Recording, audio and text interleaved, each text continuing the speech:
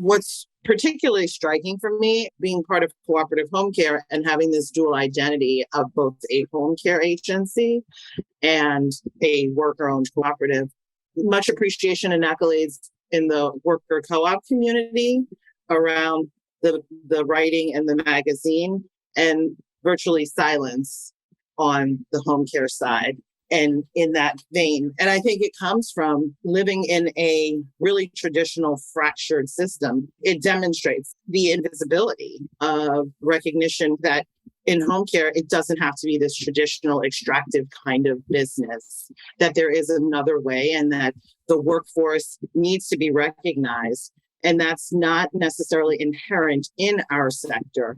It's really striking to me that I haven't had more feedback and heard more, although it shouldn't be a surprise, because on the home care side, much of the way that the system operates isn't challenged by sort of traditional home care providers and healthcare organizations.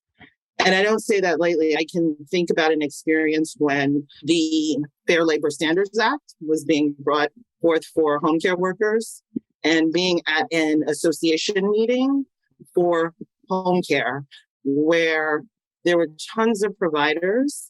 And we found out that the case that was being brought forth to really launch those Fair Labor Standards Acts under a woman named Evelyn Koch.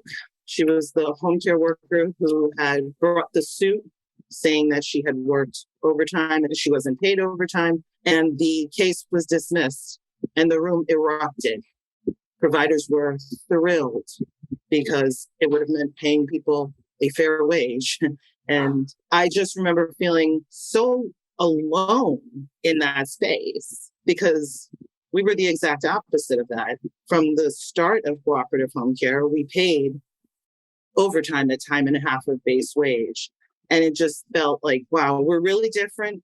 And we have to figure out how to shift this paradigm. But it's really difficult when you're but one player.